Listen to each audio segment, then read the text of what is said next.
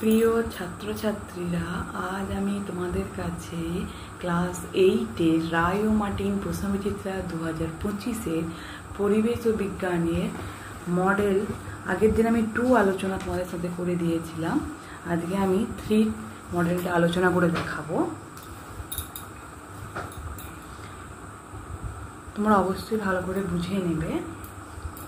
একের দাগে আছে, দেখো, বরফ গলনের লিন তাপের মান সিজিএস পদ্ধতিতে A 180 calorie, B 80 calorie, C 537 calorie, D 480 calorie. উত্তর হবে বি 80 ক্যালোরি।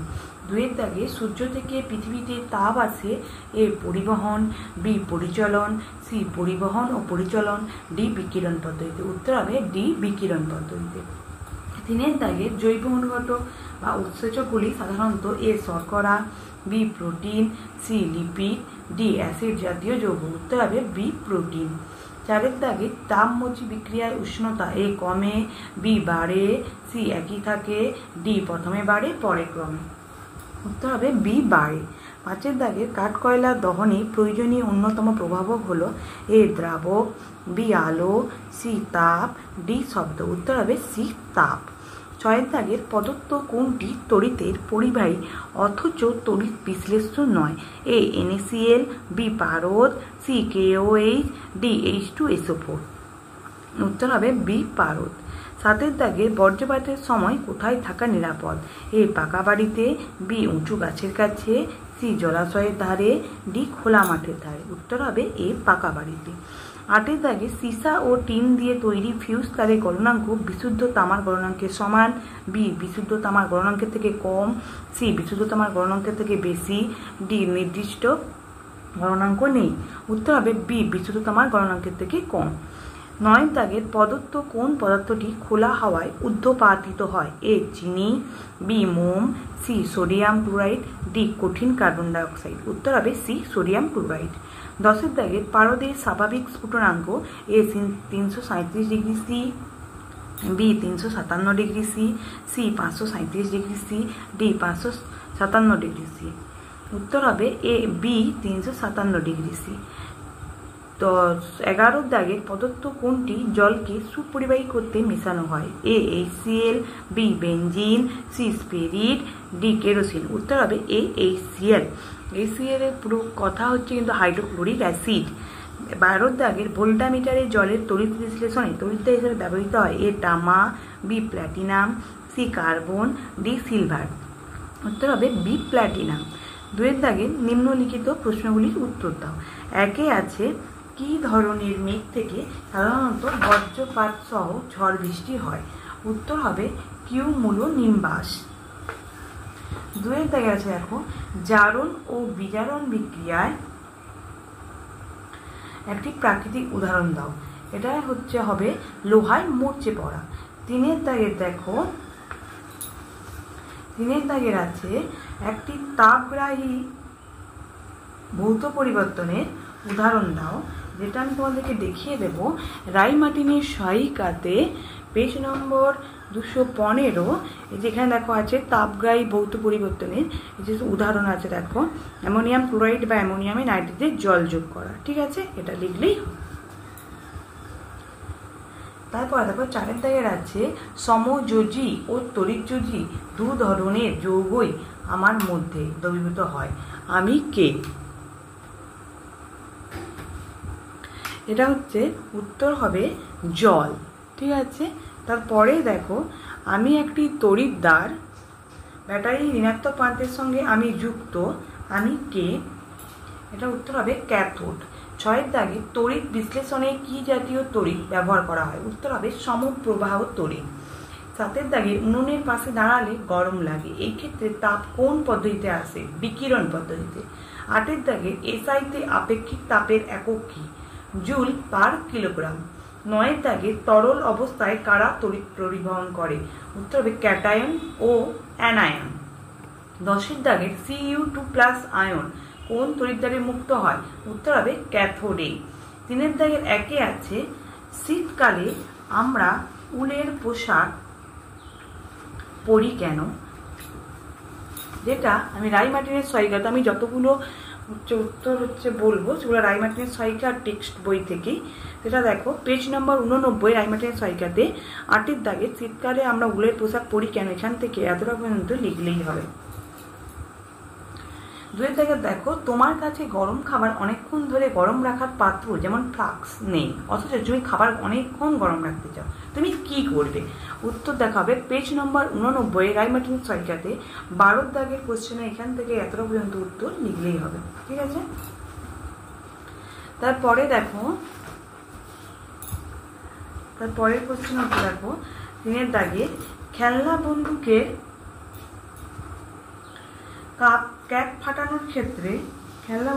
ক্যাপ ফাটানোর ক্ষেত্রে রাসায়নিক বিক্রিয়ার প্রভাবটি কি হবে, যেটা টেক্সট বইয়ের পেজ নম্বর 86 দেখো আছে। খেলনা বন্দুকের ক্যাপকে এখান থেকে এতটা পর্যন্ত লিখলেই হবে, অবশ্যই তোমরা মুখস্থ করে নেবে। ঠিক আছে,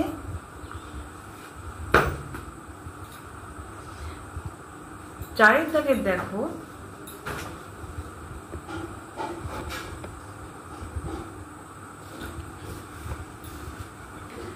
চারের দাগে কি আছে, চারের দাগ নাম্বারটা দেখো অনুঘটক কাকে বলে উদাহরণ দাও, যেটা আছে পেজ নাম্বার রায় মার্টিনেজ সহায়িকাতে 210। এই যে অনুঘটক কাকে বলে একটা উদাহরণের সাহায্যে বুঝিয়ে দাও, এটা এই অনুঘটক কাকে বলে এখান থেকে এতটা আছে আর যেমন আছে এতটা লিখলেই হবে। ঠিক আছে,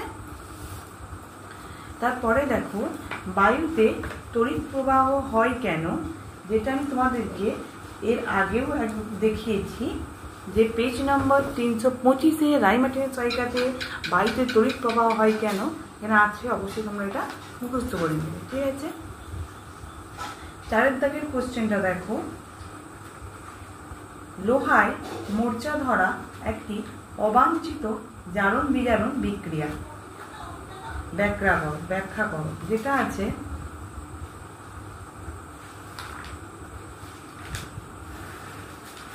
পেজ নম্বর 225 রায় মার্টিনেজ সহায়িকাতে লোহায় মোর্চা ধরা একটি অবাঞ্ছিত জারণ বিজারণ বিক্রিয়া ব্যাখ্যা করো, এখান থেকে এতটা পর্যন্ত অবশ্যই মুখস্থ করে নেবে।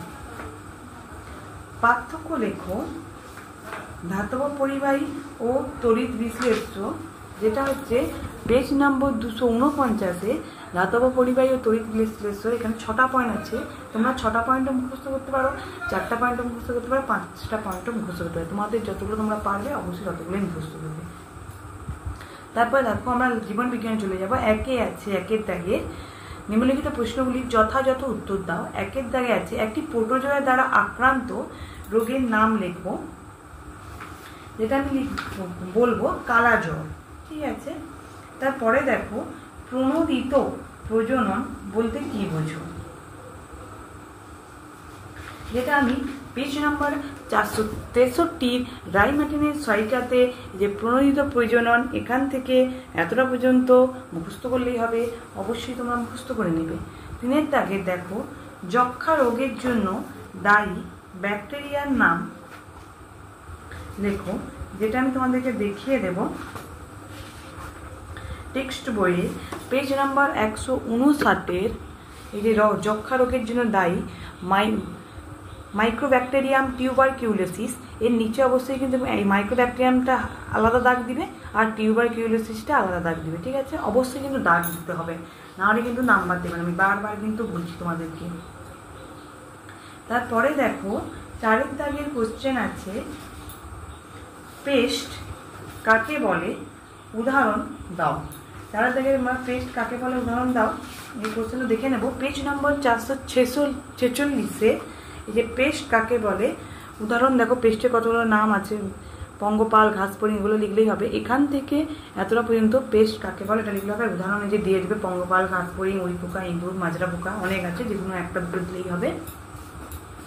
2 দাগে দেখো শূন্যস্থান পূরণ করো। 1 আছে এইডস রোগের জন্য দায়ী ভাইরাসটির সম্পূর্ণ নাম হলো, যেটা আমি তোমাদেরকে দেখিয়ে দেব পেজ 160 যে এইডস রোগের জন্য দায়ী ভাইরাসটির নাম হচ্ছে কি, এই যে HIV হিউম্যান ইমিউনো ডেফিসিয়েন্সি, যেটা তোমার হচ্ছে নাম কিন্তু দাগ দিতে হবে, হিউম্যানের নিচে ইমিউনের নিচে হিউম্যানের নিচে ইমিউনো ডেফিসিয়েন্সির নিচে আর ভাইরাসের নিচে অবশ্যই কিন্তু তলায় দাগ দেবে।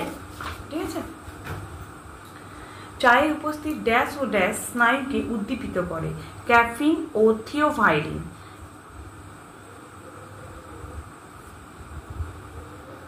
তারপরের দাগে দেখো ড্যাশ ও ড্যাশ ইঁদুর জাতীয় প্রাণীদের দমন করতে সাহায্য করে, হবে জিঙ্ক ফসফাইড ও ওয়ারফেরিন। ঠিক আছে। 4 দাগের প্লেগ রোগের জন্য দায়ী ব্যাকটেরিয়া হলো ড্যাশ, হবে ইয়ারসিনিয়া পেস্টিস। 5 দাগের দেখো এদিকে আমি দাগ দিয়ে দিয়েছি, তোমরা অবশ্যই কিন্তু পরীক্ষাতে দাগ দেবে পরীক্ষার সময় মনে করে। 5 দাগে গ্যাস কাপ ও silver cup, dash O dash cup হলো দুটি বহিরাগত কার্পের উদাহরণ। আমি প্রথমে বলে দিলাম উত্তরটা, গ্যাস কাপ ও সিলভার কাপ। 3 দাগে দেখো যেটা আমি প্রথম কোশ্চেনটা দেখে নেব, রানী মৌমাছি, রানী পুরুষ এবং শ্রমিক মৌমাছি একটি করে কাজ লিখতে বলছে, যেটা আমি পেজ নম্বর 212-তে টেক্সটে এখান থেকে রানী মৌমাছির কাজ, তারপরে পুরুষ মৌমাছির কাজ, তারপর শ্রমিক মৌমাছির কাজ, এখান থেকে এতটা পর্যন্ত মুখস্থ করলেই হবে। এর মধ্যেই সব 3টেরই কাজ হচ্ছে করা আছে। কোন ধরনের 2 থেকে দেখো, কোন ধরনের উদ্ভিদ চাষ করলে মাটিতে নাইট্রোজেন বেড়ে যায় এবং কেন। দেখো এটা আমি তোমাদেরকে আগে বলছিলাম, সিম্বগোত্রীয় উদ্ভিদ মাটিতে চাষ করলে হচ্ছে মাটিতে নাইট্রোজেনের পরিমাণ বেড়ে যায়, কিন্তু যেটা হচ্ছে কেন যেটা আছে সেটা হচ্ছে তোমরা এখান থেকে পেজ নম্বর 199 এখান থেকে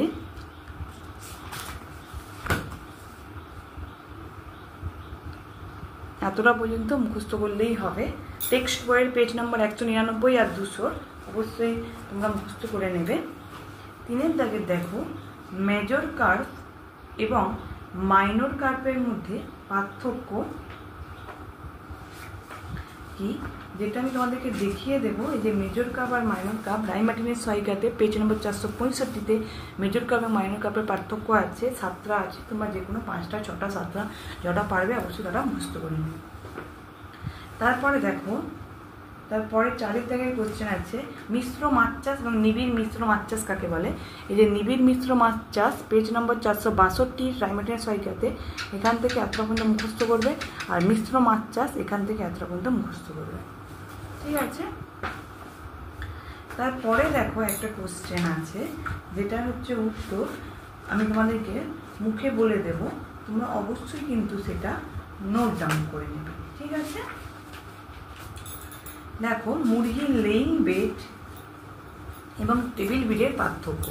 তাই দেখো এই যে মুরগির লেইং বেড ইংলিশে আছে লেখা, টেবিল বেডের পার্থক্য লিখলে তোমরা প্রথমে তাহলে লেইং বেডে কী লিখবে না, এরা বছরে 150 থেকে 200 বা তার বেশিও ডিম পারে। ঠিক আছে। ডিমের জন্যই এদের কী হয়, পালন করা হয়। আর তো এটা কি লিখবে, মাংস, মানে টেবিল বেডে লিখবে এরা বছরে অধিক পরিমাণে মাংস উৎপন্ন করতে পারে কিন্তু ডিম উৎপন্ন করতে পারে না, তাই এদেরকে কি মাংসের জন্যই পালন করা হয়। ঠিক আছে। তারপরে এদের হচ্ছে লেইং বেডে একটা উদাহরণ দিয়ে দিবে লেঘন, আর টেবিল বেডে একটা উদাহরণ দিয়ে দিবে ব্রাহ্মা কোচিন। ঠিক আছে, দিলেই হবে, আর কিছু দরকার নেই। তারপরে দেখো ম্যালেরিয়া রোগের উপরে 4 দাগে যেটা বলেছে, ম্যালেরিয়া রোগের উপরে একটি টিকা বলেছে, যেটা আমি তোমাদেরকে দেখিয়ে দেব। টেক্সট বইয়ের পেজ নম্বর 157-তে যে ম্যালেরিয়া রোগের এখান থেকে এতটা পর্যন্ত মুখস্থ করে লিখলেই হবে। ঠিক আছে। তারপরে দেখো কিভাবে ডিপ লিটার পদ্ধতিতে মুরগি প্রতিপালন করা হয়, যেটা আমি তোমাদেরকে দেখিয়ে দেব। রাই মার্টিনের সহায়িকাতে পেজ নম্বর 453-তে ডিপ লিটার পদ্ধতিতে মুরগি প্রতিপালন সম্বন্ধে ধারণা, যেখানে 1 দাগের পয়েন্ট আছে, আর এ পাশে দেখো উপরে আছে 2, 3, 4, এই 4টা পয়েন্ট মুখস্থ করলেই হবে। ঠিক আছে। তোমাদের যদি আমার এই ভিডিওটা ভালো লেগে থাকে অবশ্যই লাইক, কমেন্ট আর বেশি বেশি করে শেয়ার করে দেবে, আর সাথে কিন্তু অবশ্যই সাবস্ক্রাইব করে দেবে যাতে আমার ভিডিওগুলো আগে তোমরাই দেখতে পারো। আমি পরের দিন মডেল 4-এর কোশ্চেনগুলো আলোচনা করে দেবো। ধন্যবাদ।